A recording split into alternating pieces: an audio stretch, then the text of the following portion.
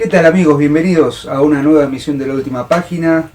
En el momento en el que estén mirando este contenido les damos la bienvenida como siempre y agradecemos que estén ahí, y yo como siempre agradezco que a mi izquierda esté el queridísimo Sebastián Porrini, el inefable. ¿Cómo anda, doctor Porrini? Más o menos. Estamos los dos en un estado... Esto no es...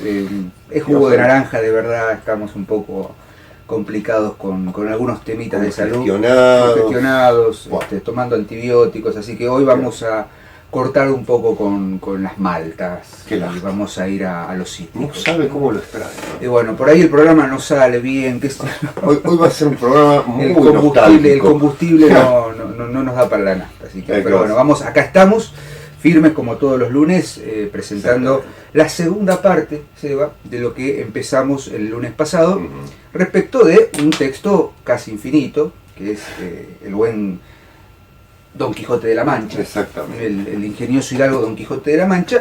Y bueno, hacer un poco de un resumen, ¿no?, general de lo que vimos la semana pasada. Si lo vieron o no lo vieron todavía, bueno, cuando vayan se van a encontrar con una introducción general al Quijote, ¿no? Exactamente. Hemos hablado un poco del argumento, digamos, de antecedentes, las fechas de publicación, y sobre todo creo que esbozamos una idea que tiene que ver con la operación, si se quiere, si se me permite el término, que lleva a cabo Cervantes con el Quijote, que es esto de la literatura de la autoconciencia.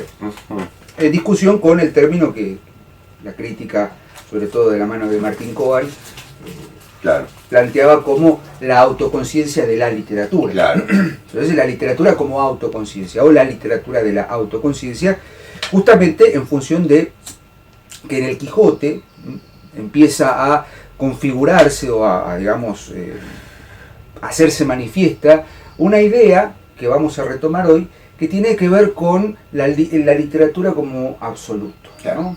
Lo absoluto de la literatura.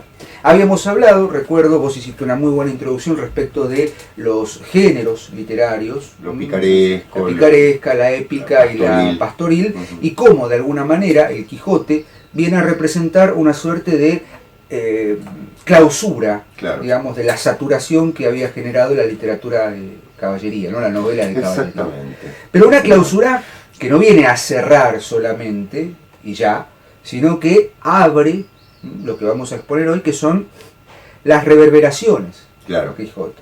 ¿Qué produce el Quijote no solo a posteriori, inmediatamente, sino al día de hoy? Pensemos que todavía se siguen editando, se siguen infinidad de ediciones del Quijote, inclusive ya en una de las grandes operaciones que produce el Quijote, inmediatamente después de ser publicado, es el famoso Quijote apócrifo. Estoy con la pronunciación muy complicada. No importa, profe. El Quijote apócrifo de Avellaneda. Que nos lo pidieron. De hecho se consigue. Yo lo tengo. El Quijote apócrifo. Acá está todo. Acá hay una, detrás de la cámara, hay una ventana en realidad, pero a los costados llegan hasta el techo los libros, y hay cosas que de las cuales no me quiero acordar. Exactamente. Van a decir que el Quijote de Avellaneda, y con esto hago un paréntesis de hoy nada más, realmente yo no recomiendo leerlo. Es un texto muy menor, es una aventura tras otra. Lo que tomó es el personaje y lo llevó un poco a vivir una serie de aventuras sin la profundidad, sin la densidad de Cervantes, ¿no? Pero lo interesante, y esto tiene que ver con lo que produce el Quijote, ¿no? A mí me gusta pensar en el Quijote como un generador de literatura. De hecho, el Quijote se alimenta y se retroalimenta de literatura. Exacto. Y produce. Es centrífugo y centrípeto en ese sentido. Exactamente. Es una gran matriz. Totalmente. De literatura absoluta. Uno podría decir que es un mitologema, ¿no? Sí, bueno, nos metemos ahí en un problema, pero bueno, para mí es un arquetipo. Es un arquetipo. Pero es un arquetipo más complejo, en el sentido... Un símbolo literario. De que produce, digamos, exulta al lector, y no solamente al lector, sino al escritor, al literato, es inevitable el Quijote. Sí. Hemos dicho en algún momento respecto del Ulises de Joyce, y no sé si lo dijimos en ese programa o no, no recuerdo, pero cuando se le hace la crítica a Leopoldo Marechal respecto del Adán Buenos Aires, dice, bueno, es una burda copia del Quijote, yo a la cabeza de esa crítica, del Ulises. Estoy pensando, del Ulises, yo me considero a la cabeza de esa crítica, considero firmemente que el Adán Buenos Aires es una copia del Ulises. Pero ahora, ¿cómo se defendía Marechal? No, en todo caso los dos tomamos el mismo arquetipo, el mismo modelo, que es la Odisea, de Homero. Exacto. Con el Quijote me parece que pasa algo similar, pero con mayor trascendencia. ¿Qué nos encontramos en el Quijote? Primero y principal, lo hemos dicho la semana pasada, la idea de niveles narrativos superpuestos, ¿no? A partir del capítulo 8, al final del episodio del Vizcaíno, hay como una superposición de niveles narrativos que para la época, para el momento en el que el Quijote se publica, y no solamente se publica, sino que se lee, porque acá es interesante pensar el Quijote no solo como paradigma de la lectura, sino también la lectura como forma de escritura. Claro, ¿no? Un disparador. Como un disparador. Podríamos mencionar grandes nombres. Retomo lo que planteaba Libertela respecto de que el Quijote viene a llenar espacios, viene a llenar huecos. Esto citado por María Elena Fonsalido en el libro No Padre sino Padrastro. Lecturas críticas del Quijote en la narrativa argentina. Fonsalido lo que hace en este libro es tomar, creo que tres escritores argentinos, y ver de qué manera opera el Quijote como objeto de lectura, pero también como objeto de escritura. Exacto. Por ejemplo, en Saer. Claro. Saer lee el Quijote desde la crítica. Exacto. Y lo usa como modelo para su propia literatura. Exacto. Por ejemplo, Federico Janmer y, no recuerdo, a ver, vamos a... Martín Coan, exactamente, Martín Coan. Saer, Janmer y Gamer. Gamerro. En el caso de Saer, moral del fracaso, progresión difícil. Janmer, lectura costosa, escritura insoportable. Y Gamerro, escrituras barrocas, ficciones barrocas. Para cada escritor argentino, para cada novelista, Fonsalido toma una especie de arquetipo de la lectura quijotesca y de la escritura quijotesca. Exactamente. ¿no? Es decir, muy bueno ese libro, porque aparte es breve. Es breve y no abunda demasiado en aparato crítico engorroso, se lee muy rápido y a las conclusiones a las que arriba son muy interesantes. Pero siempre considerando esto, las operaciones. Claro. Operación de lectura, Quijote, y operación de escritura. Exacto. ¿Dónde empieza? Macedonio Borges. Claro. ¿Qué lee Macedonio en el Quijote y qué retoma Borges en el Quijote?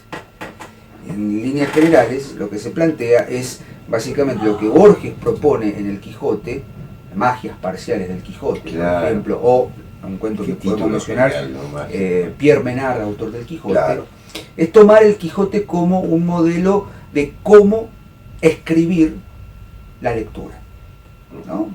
Siempre cito la referencia que hizo alguna vez el profesor Daniel Fara, respecto de que Borges era un gran lector.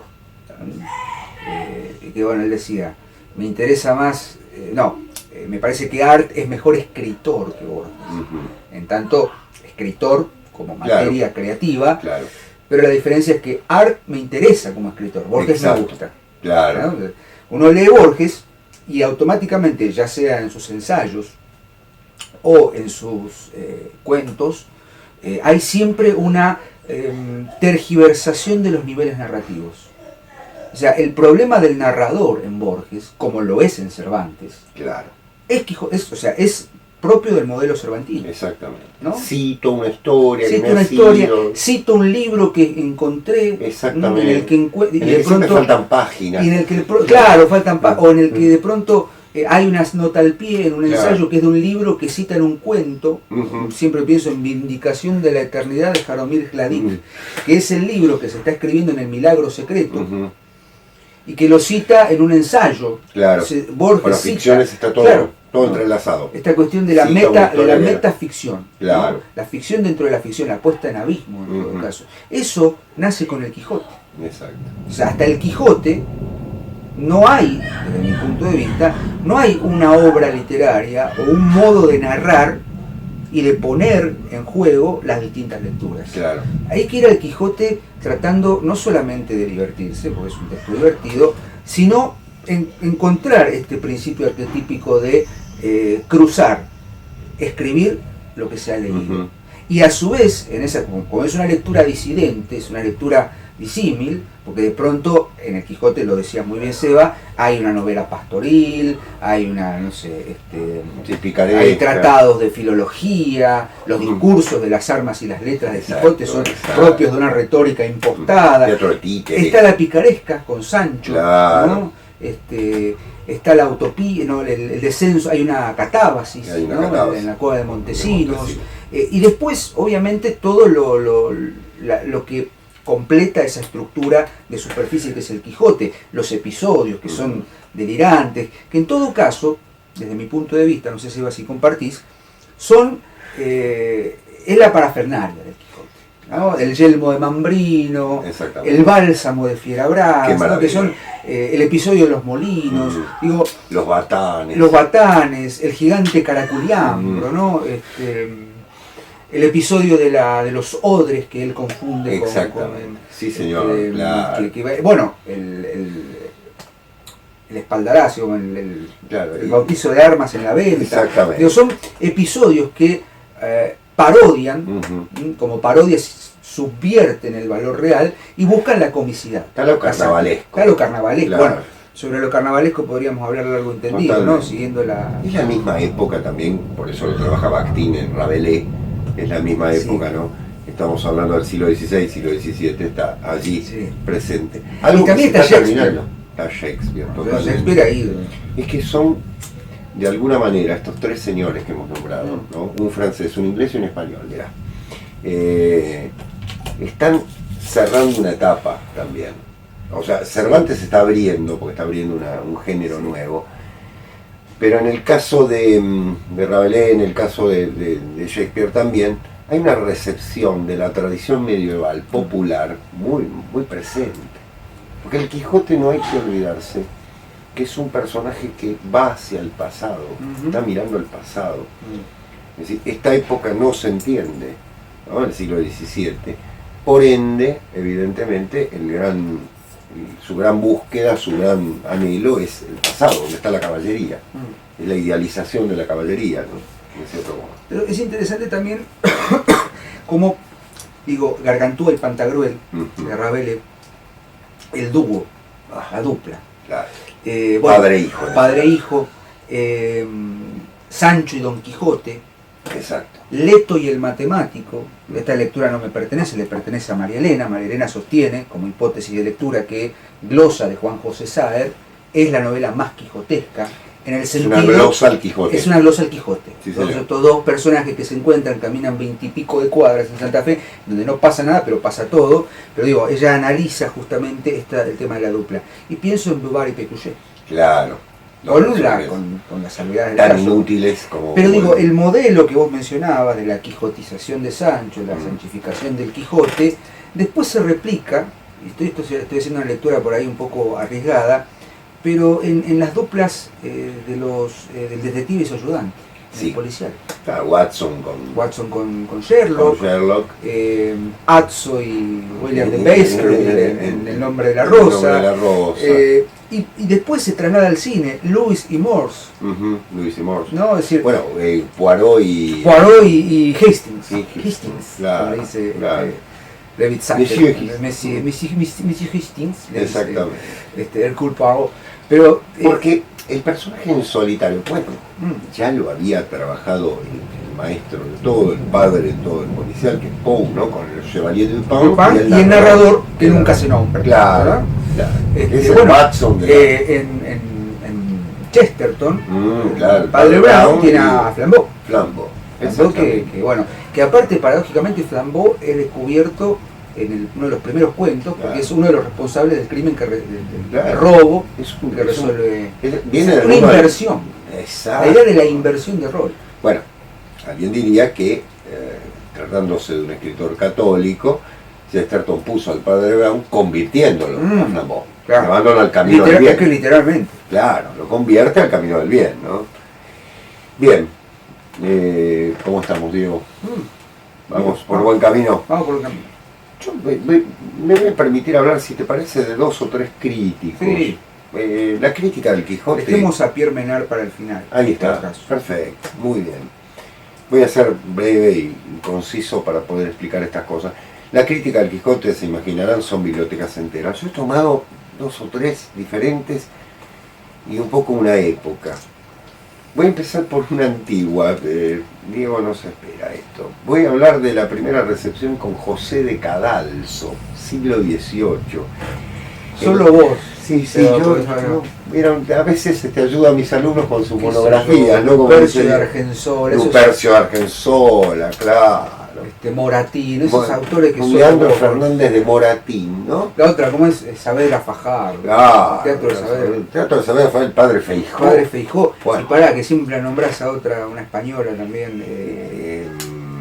Bueno, no importa. Doña Emilia Pardo Bazán. Pardo Bazán. Claro, exactamente. Porrini es un gran hispanista oculto detrás de estos Por cabellos favor. blancos y lee esas cosas extrañas. Bueno, que nadie lee. Exactamente. Bueno, decía José de Cadalso en sus Cartas Marruecas, que es un libro de 1780, hace una referencia al Quijote al comienzo, hace una reseña crítica del Quijote. Y él dice lo siguiente, yo lo tengo anotado, dice: la novela critica algunas viciosas costumbres de nuestros abuelos. Claro, ¿qué pasa? El siglo XVIII vio en el Quijote una problemática que hoy nos parece absurda en cierto sentido, que es que el Quijote no es un buen ejemplo, es un mal ejemplo, ya que la locura, la pérdida de la razón, para un siglo que se dice racionalista, es justamente el personaje que debe ser dejado de lado. Pero Cadalso hace un elogio en la novela, dice, con la calidad que lo hace Cervantes, aunque él lo lee desde este punto de vista de la crítica de los vicios, ¿no? No es una novela moralizante, digamos así, que fue el gran tema del siglo XVIII. El siglo XVIII leyó al Quijote con una lectura desde el punto de vista de la locura, ya no como ingenio, como había cambiado el paradigma de la locura, sino más bien como un orate, un tonto. Aquel que abandona la razón, de alguna manera, es un ser irracional. Luego va a venir la lectura romántica. Los románticos van a recuperar el Quijote, porque la locura quijotesca ya no es ingenio, sino que es rebelión contra el mundo. O sea, cómo va variando la lectura, ¿no? En esto podemos encontrar a los grandes críticos, Mariano José de Larra, ¿no es cierto? Vamos a ver las lecturas de Espronceda, las lecturas de Zorrilla. Estoy hablando todos españoles. Sigue, no ceja en su... No cejo, exactamente, sigo en mi... No me divierto, no me salgo del camino. Que tiene que ver fundamentalmente con la idea de que esta locura es expresión de una persona que reacciona rebelándose revolucionariamente contra el orden establecido, un orden que de alguna manera quiere imponer una racionalidad que no auspicia la pasionalidad. O sea, los románticos ven en el Quijote un ejemplo de pasión. Pero para darle más caldo al profesor, no, por favor, voy a citar otro texto, que es el Cyrano de Bergerac, ¿no? De Edmond Rostand, donde se hace una alusión al Quijote, ¿no? Piensen ustedes que el Cyrano está huele a Dulcinea. Exactamente, huele a Dulcinea, muy bien. El Cyrano se ubica en el siglo XVII y en el momento en el que transcurren los hechos, Cyrano ha leído el Don Quijote, ¿no? El Don Quijote, y dice algo interesante, ¿no? En el diálogo con el personaje, digamos así, el militar aguerrido, ahora no recuerdo exactamente el nombre, es el mariscal, ¿no? Ya me voy a acordar el nombre. Bueno, le dice, ¿ha leído el Quijote? Sí. Dice, ¿ha leído el episodio de los molinos de viento? Sí, dice, un molino de viento lo puede arrojar a cualquier lugar. Y Cyrano le responde, pero también puede elevarme las estrellas. Dice, como la mirada posromántica, ¿no?, de Rostand está en esa idea de que el Quijote es de alguna manera un personaje que no solo lucha contra el mundo, sino un poeta, un esteta, ¿no? Y ahora vengo al siglo XX, para cerrar un poquito todo esto. El siglo XX tomé dos autores. El primero es Don Miguel de Unamuno. Hay un libro de Miguel de Unamuno que yo recomiendo leer, que es Vida de Don Quijote y Sancho. Podría nombrar a Sorín, pero el profesor me va a seguir pegando, ¿no? A don Martín de Riquer, pero me seguiría pegando y daría pasto. Falta Menéndez Pidal. Menéndez Pidal, que bueno, tenía más pasión por el otro caballero, ¿no? Por don Rodrigo Díaz de Vivar, pero Vida de Don Quijote y Sancho es uno de los textos más bellos que se pueden leer sobre el Quijote. Y ya desde el título partimos de lo siguiente, está en el prólogo, ¿no? Es un programa, permítanme la alusión, es un programa político-cultural, el de Miguel de Unamuno. ¿Qué es lo que está diciendo Unamuno? En una España que acaba de ser derrotada en la guerra de Cuba, 1898, el desastre del 98, que después la generación va a tomar ese nombre por imposición de Azorín, muchos años después, por supuesto, para regenerar a España, para salvar a esa España que está en decadencia. Unamuno dice, hay que salir a recuperar la tumba de Don Quijote.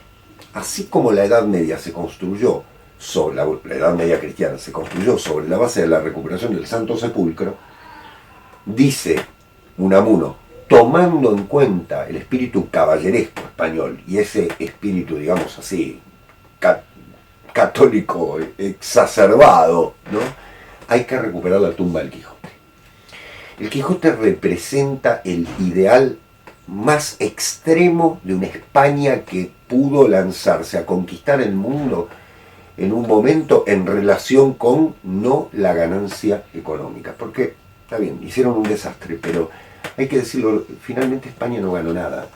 Es decir, lo que hizo fue expandir una cultura y un imperio que durmieron sobre la base de glorias pasadas. Y la última lectura que quiero hacer, y ya lo dejo a Diego, es el enorme ensayo Curso sobre el Quijote de Vladimir Nabokov. ¿Por qué lo quiero citar? Porque Nabokov hace una lectura distinta del Quijote, crítica, muy dura. Él no habla de una gran novela. Él justamente critica al Quijote por sus fallas. Y las fallas que encuentra, dice, son en primer lugar las descripciones de los lugares, dice, hay muy poca falta de descripción, podría ser perfectamente cualquier lugar, los diálogos están absolutamente basados en diálogos que son propios de las novelas de caballería. Cita lo siguiente, dice, hay una enorme cantidad de componentes estructurales, lo llama él, que son los fragmentos de viejos romances, el refranero, los juegos de palabras, los diálogos de carácter dramático que se dan sobre todo entre dos o tres personajes en situaciones casi absurdas, la descripción convencional poética, la idea de un historiador inventado que de alguna manera le da un valor mágico al texto, dice él, la incorporación de la novela, ¿no? Lo que decíamos la charla pasada, en la que de alguna manera, tomando el modelo de Boccaccio, dice él, esa pequeña novela, esa pequeña historia incorporada le da carácter de bizantinismo, ¿no? De pequeños fragmentos para formar un todo, y la influencia de la materia arcádica de la novela pastoril, amén de, por supuesto, el elemento caballeresco y la burla cruel. Todos esos elementos que cita Nabokov, en muchos casos los desarrolla en este curso sobre el Quijote, termina con la idea de que el Quijote no es una novela en ese sentido, sino más bien un manual de recursos. Muy duro, Nabokov. Él dice que en cierto modo es el resumen de ciertas historias en boga en la época, ¿no?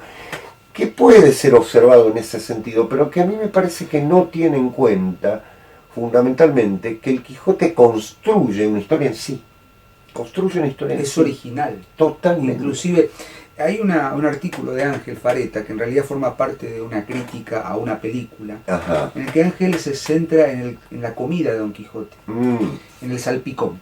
Salpicón las más noches. Las más noches. ¿El salpicón qué es? O sea, ahí hay un doble. Restos, fragmentos de comidas pasadas. Claro. El Quijote es un salpicón en ese sentido. Sí. Y es eso y es mucho más. Claro. Es un manjar, básicamente. Exactamente. Digo, lo que Nabokov está planteando en todo caso es que estos componentes estructurales, claro, Es como si yo dijera, bueno, voy a tomar 4 o 5 arquetipos de cosas y armo una novela. El detective, el en todo caso, Joyce también es por supuesto. Los componentes estructurales de Ulises, bueno, está el capítulo del monólogo interior, el capítulo de tal y tal. Después cuando Calvino escribe Si una noche de invierno, un viajero, y viene a reírse de todo esto con mucha justicia, ¿no? Totalmente. Pero bueno, claro, el Quijote tiene esa complejidad, es heterogéneo en su construcción. Es heterogéneo, es único. Estoy pensando después la infinidad de textos relacionados con el Quijote. Se me viene a la cabeza León Felipe, ¿no? Hazme un sitio en tu montura, qué belleza, qué hermoso. La triste figura, que yo también voy derrotado, bueno, más o menos. Rubén Darío, Letanías a Nuestro Señor Don Quijote. Exactamente. Algunas fábulas de Kafka que retoman la figura de Sancho. Una novela muy poco feliz, pero claramente quijotesca en cuanto al personaje, que es un campeón desparejo de Adolfo Bioy Casares. Novela ya de fines ¿no es cierto?, de los años 90, tenemos a un Bioy Casares muy mayor, pero que tiene algo de lo que el cine, sin ir más lejos, Buscando a Betty, vean la película Buscando a Betty, que tiene que ver con una mujer que construye una realidad basada en una fantasía, en una novela, una novela romántica, una telenovela. Como una Madame Bovary. Claro, ¿no? Ella va a buscar al enfermero, al protagonista. Pero creo que el que supo entender esto, humildemente, fue Jorge Luis Borges. Sí, señor. ¿no? En el cuento que se titula Pierre Menard, autor del Quijote, cuento que forma parte del libro Ficciones, Borges construye a un personaje que es Pierre Menard, que es una especie de literato que escribe la lista de obras de Menard. Es lo más divertido que hay, un soneto, no sé, una propuesta para jugar al ajedrez. Acá está, un artículo técnico sobre la posibilidad de enriquecer el ajedrez eliminando uno de los peones de torre. Menard propone, recomienda, discute y acaba por rechazar ese nombre. Claro. Ya de por sí el personaje de Menard es justamente un conjunto de salpicón. Es un salpicón. Pero ¿cuál es el proyecto de Menard? Él se propuso escribir el Quijote en el siglo XX. Pero no reescribir, escribir el Quijote como si él fuera Cervantes. Claro. Dice, a esas trabas artificiales hay que sumar otra, congénita. Componer el Quijote a principios del siglo XVII era una empresa razonable, necesaria, acaso fatal. A principios del XX es casi imposible. Claro. No en vano han transcurrido 300 años cargados de complejísimos hechos, entre ellos, para mencionar uno solo, el mismo Quijote. Y bueno, el clásico fragmento que se cita es el momento en el que sostiene, por ejemplo, que cuando Menard escribe, dice, es una revelación cotejar el Don Quijote de Menard con el de Cervantes. Por ejemplo, escribió Don Quijote, primera parte, capítulo 9, la verdad cuya madre es la historia, émula del tiempo, depósito de las acciones, testigo de lo pasado, ejemplo y aviso de lo presente, advertencia de lo porvenir. Redactada en el siglo XVII, redactada por el ingenio lego Cervantes, esa enumeración es un mero elogio retórico de la historia. Menard, en cambio, escribe el mismo fragmento. La historia, madre de la verdad. La idea es asombrosa. Menard, contemporáneo de William James, no define la historia como una indagación de la realidad, sino como su origen. O sea, ¿qué hace Borges? Aparte, la historia de este cuento tiene un componente dramático, porque Borges había tenido un accidente muy grave en el año 38, creo, 38-39, se había cortado la frente con un batiente, queriendo leer una edición reciente de Las Mil y una Noches, estuvo internado con septicemia, casi se muere, y estando en el hospital pidió dos cosas, que la madre le trajera Out of the Silent Planet de C.S. Lewis, y que se lo leyera, a ver si él lo comprendía. Entonces lloró cuando lo comprendió. Claro. Lloré, ¿por qué? Porque comprendí que comprendí. Claro. Y se dispuso a escribir un cuento. Si fracasaba, estaba destruido como escritor. ¿Qué salió? Pierre Menard, autor del Quijote. Exacto.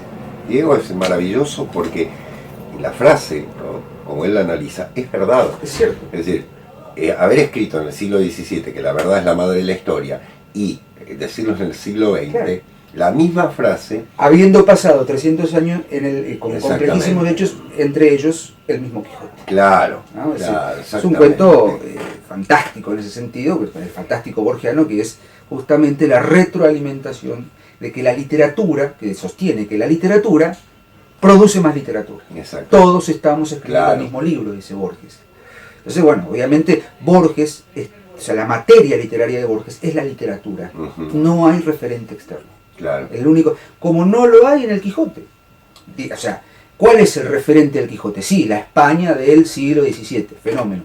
Pero en definitiva, cuando se lee la segunda parte, ya Cervantes, habiendo entendido lo que había pasado con la primera, y en el medio, habiendo pasado el Quijote apócrifo de Avellaneda, decide convertir la segunda parte con un único referente, la primera. Claro. Los personajes de la segunda parte han leído la primera parte. Exacto. O sea, es un teatro en el teatro. Ese dispositivo artificial vale para entender todo. Totalmente. El Quijote es infinito, no por nada tiene más de 1000 páginas, en los 2 tomos. Así que bueno, nosotros queremos terminar este programa con una arenga, con una invitación. A leerlo. A leerlo. Totalmente. A leerlo. Pueden leer la crítica, lo hacemos a mera guisa de introducción y de digamos, muestreo de lo que hay sobre el Quijote, pero hay que ir y leerlo. Exactamente. Anímense. Hoy conversábamos eso. Hoy lo conversábamos respecto de otras cosas y de decíamos cosas que esto, ya van a venir, que son... Claro, no leo tal obra sino la crítica. No, vamos a la obra. El problema de la crítica es que ha, digamos, minado la lectura. Exactamente. Así que Seba, bueno, ya estamos con el tiempo justo y se viene una tormenta impresionante aquí en San Miguel. Es un día...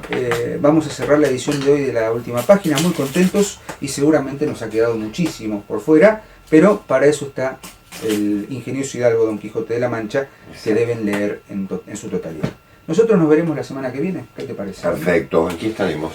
Gracias, suscríbanse, mejor. Me gusta que volveremos al combustible tradicional de la última página y nos vemos. Hasta luego. Adiós, gracias.